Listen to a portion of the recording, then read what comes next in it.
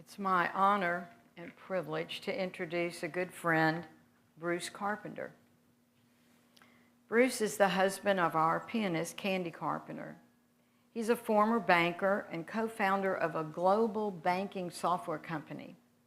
During his career, he also provided strategic and technological advisory services to many of the world's leading financial service brands and is considered an industry thought leader in the financial technology sector. During his business career, he traveled extensively, and those travels have taken him to all 50 states and over 90 countries worldwide. Today, Bruce is going to talk to us about the practice of balancing mercy and compassion with accountability, which he refers to as disciplined empathy. We are currently living through a time when our society and our communities seem deeply divided. Knitting together and strengthening our communities requires us to see the humanity and the innate goodness of even those with whom we may deeply disagree. Welcome, Bruce.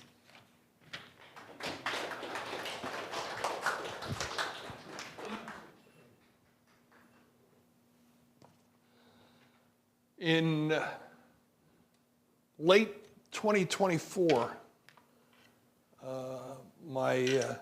for many years, my family has encouraged me to write a book.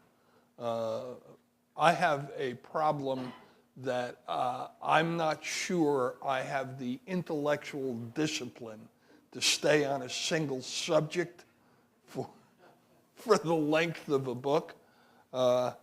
But in late 2024, I started writing a Substack. The Substack is called Thinking Deeply. Some of you actually are subscribers to it. All subscriptions to it are free. I know lots of people on Substack charge for subscriptions, but I try and talk mostly about civic engagement, the issue of civics, the importance of civics education. And I just don't feel that that kind of writing should be behind a paywall. So I don't charge for any subscriptions. Jan Estes, a good friend, saw one of my recent Substack discussions and urged me to turn it into a Sunday message here for UUNB. So that's actually where this comes from. And the Substack started off with a short paragraph, which I'm going to use as sort of the reading for this topic today.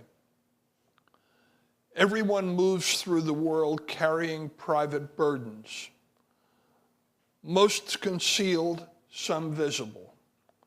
Each person we encounter is navigating a set of fears, hopes, and histories we cannot fully see. Empathy asks us to pause before judgment, to listen before responding, and to recognize that our perspective is never the only one that matters. It is not agreement or surrender. It is the deliberate choice to understand. In that choice, we make space for recognizing the dignity of all. It is through recognizing and respecting that dignity of all that we create understanding and empathy rather than barriers, thereby making cooperation possible. An orderly society and our democracy depend upon that cooperation. So I titled this morning's message, The Human Instinct Toward Kindness and Harmony, Disciplined Empathy. And I will explain this morning what disciplined empathy really means. The quiet strength of disciplined empathy. One belief that sustains me, especially during difficult and divisive times, is the conviction that most people are inherently good. Most people, regardless of nationality, religion, race, politics, or social status, possess a natural instinct toward kindness, compassion, and cooperation.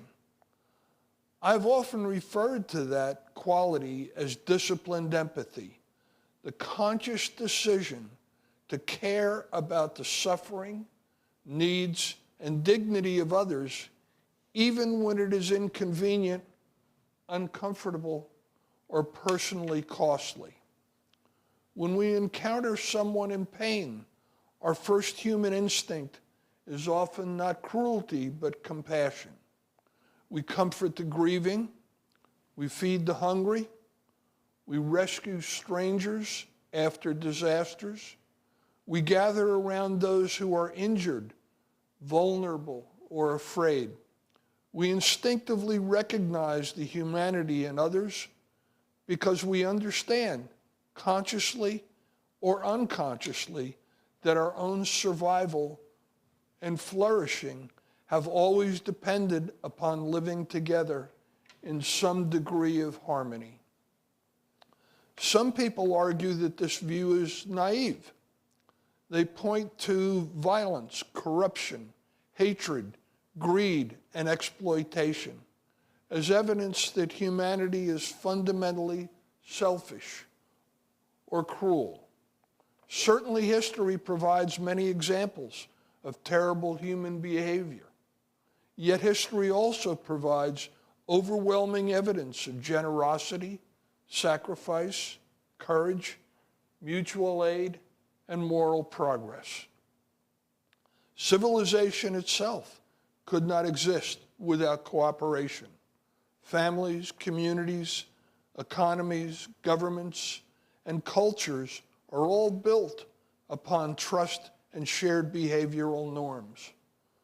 One of the clearest examples of this truth is the universal existence of moral systems.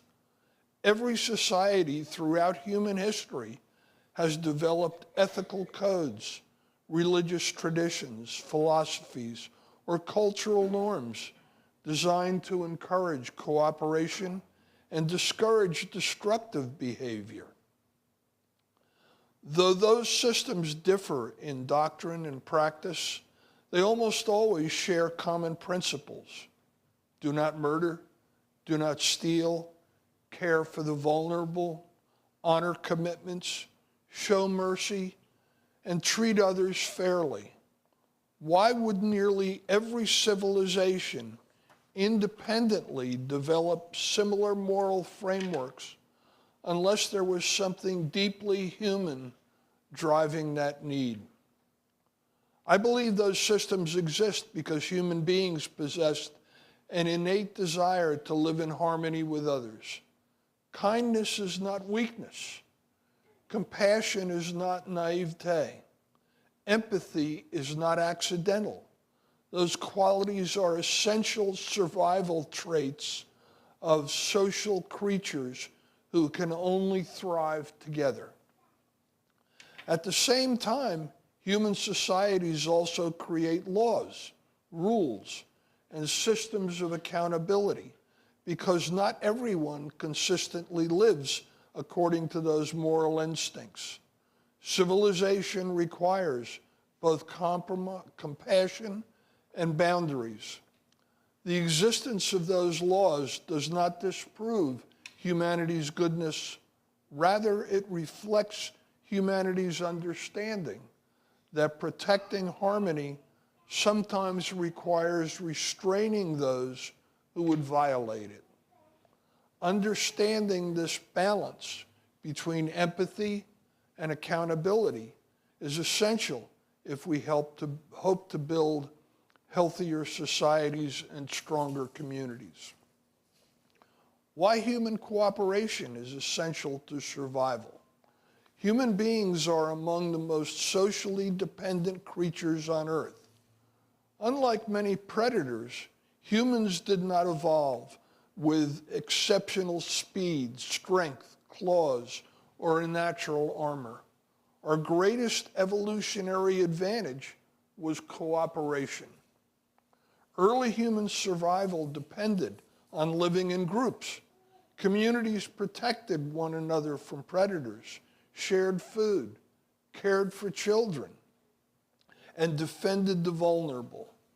Those who learned to cooperate were more likely to survive than those who existed entirely alone. Empathy itself likely evolved as part of this survival mechanism. The ability to recognize fear, pain, or distress in another person allows the group to respond collectively to danger. Compassion strengthens social bonds. Trust allows cooperation. Shared sacrifice creates resilience. This reality remains true today, even in technologically advanced societies. Modern civilization functions only because millions of people cooperate with strangers every single day. We trust pilots, doctors, teachers, engineers, sanitation workers, farmers, and countless others whom we will never meet personally. Our lives are built upon invisible systems of mutual dependence. The idea that radical selfishness alone sustains societies is contradicted by the everyday life we all live.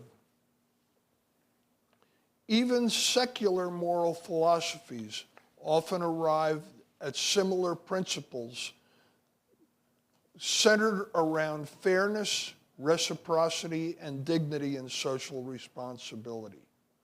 This convergence matters. It suggests that morality is not entirely arbitrary. Human societies repeatedly discover that mutual respect and recognition and dignity are essential survival skills. The specifics may differ, but the core insight remains astonishingly consistent. Societies function better when people treat one another with humanity.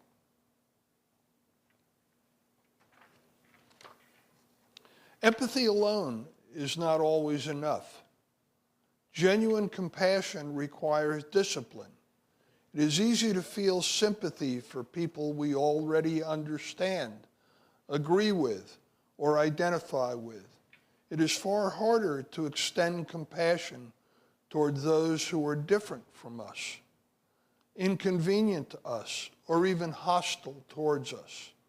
Disciplined empathy means resisting the temptation to dehumanize others.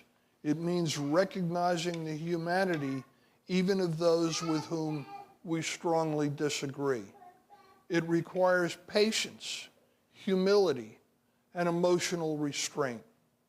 Importantly, disciplined empathy does not mean abandoning accountability or tolerating abuse. Compassion without boundaries can become enabling. Justice without empathy can become cruelty. Healthy societies require both. Disciplined empathy asks difficult questions. How do we reduce suffering without surrendering standards? How do we uphold justice without abandoning mercy? How do we maintain social order without losing humanity? These are not simple questions, but they are the central moral challenges of existence itself. Why do laws exist if humans are naturally inclined towards goodness? Some argue that if people were naturally good, societies would not need laws. I believe the opposite is true. Laws exist precisely because societies value harmony and understanding how destructive harmful behavior can be to the community as a whole. Rules are collective agreements designed to protect and preserve cooperation. Human beings possess both altruistic and selfish impulses. Civilization attempts to strengthen the former and restrain the latter. Most people do not refrain from murder solely because laws exist. Most refrain because they possess moral instincts, empathy, conscience, and social conditioning. Laws exist for those who violate those norms and to provide predictable standards that protect everyone equally. In this sense, laws are not evidence that humanity is fundamentally evil. Rather, they are evidence that humanity recognizes the importance of protecting the common good. A society without accountability eventually descends into fear and instability because trust disappears. But a society without compassion becomes cold, authoritarian, and morally hollow. The healthiest societies seek a balance between mercy and accountability. Fear, scarcity, and the erosion of empathy. Human kindness is real, but it is also fragile. Fear can distort empathy. Scarcity can narrow compassion. Political demagogues often exploit insecurity by encouraging people to view outsiders, minorities, immigrants, or political opponents as threats rather than fellow human beings. Throughout history, authoritarian movements have frequently depended upon dehumanization. People become easier to mistreat once they are portrayed as being less deserving of dignity or compassion. This is why empathy requires discipline. It must sometimes withstand propaganda, tribalism, fear, and anger. Periods of crisis often reveal two competing human tendencies simultaneously: the instinct towards scapegoating and cruelty, and simultaneously, the instinct towards solidarity and mutual aid. We've seen this during pandemics, wars, economic crises, and natural disasters. Some people hoard resources and exploit fear. Others volunteer, donate, rescue strangers, and support their communities. The existence of cruelty does not erase the existence of compassion, but it does remind us that kindness requires cultivation and protection. The moral importance of choosing kindness. Kindness is sometimes diminished or dismissed as weakness in cultures that glorify dominance, aggression, or ruthless competition. Yet kindness often requires extraordinary strength. It takes strength to remain compassionate in an angry world. It takes strength to forgive. It takes strength to listen. It takes strength to protect vulnerable people. It takes strength to resist hatred when hatred is politically or socially rewarded. Civilization advances not merely because of power, wealth, or military force, but because enough people choose cooperation over destruction. History's greatest moral leaders understood this. Mahatma Gandhi, Martin Luther King Jr., Nelson Mandela, Desmond Tutu. All of them recognized that sustainable justice cannot be built solely through domination or revenge. It requires moral courage, reconciliation, and recognition of shared humanity. building societies that encourage human goodness.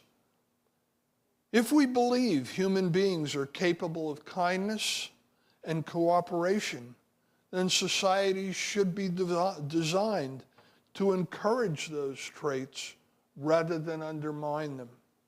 Healthy societies invest in education, healthcare, economic opportunity, fair legal systems, community institutions, civic engagement, and social trust. They discourage corruption, exploitation, cruelty, and systemic injustice because such forces erode social cohesion and increase fear and resentment. Importantly, societies also teach empathy. Children are not born with an understanding of complex moral obligations. Families, schools, communities, and institutions help shape their moral development. The values a culture rewards eventually becomes the values it reproduces. If cruelty, greed, and dishonesty are consistently rewarded, they spread. If compassion, integrity, and service are honored, those qualities grow stronger. Civilization is not self-sustaining. Every generation must decide what kind of moral culture it wishes to encourage and nurture. Despite humanity's many failures, I continue to believe that most people are inherently good and capable of remarkable kindnesses. I believe this not because history is free of violence or cruelty, but because civilization itself would not exist without cooperation, empathy, and mutual care. The existence of faiths, ethical systems, moral traditions, and laws across every society reflects a profound human truth. We are social beings who need one another. We survive not merely through competition, but through collaboration. We flourish not merely through power, but through trust. Yes, some people violate those moral norms. That is why societies establish laws and systems of accountability. But the existence of those systems does not negate humanity's goodness. Rather, it reflects humanity's collective desire to preserve harmony and protect the common good from those who would undermine it.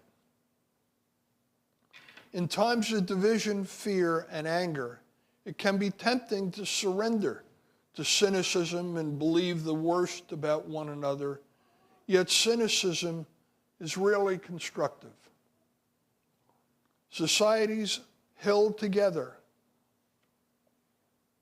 are only held together by fear, societies held together only by fear eventually fracture. Societies held together by trust, compassion, and shared responsibility endure far longer. Disciplined empathy is not naive. It is one of the highest expressions of human civilization. The call to action before us is clear. Choose kindness intentionally. Defend human dignity consistently. Resist dehumanization wherever and whenever it appears. Hold others accountable without abandoning compassion. Build communities that reward cooperation rather than cruelty. Teach future generations that empathy is not weakness, but rather strength. Human beings become what they repeatedly practice. If we practice fear, hatred, and division, those qualities will grow. But if we practice empathy, responsibility, justice, and compassion, we strengthen the very qualities that make civilization possible. The future of every society ultimately depends upon which of these choices we make together. Thank you.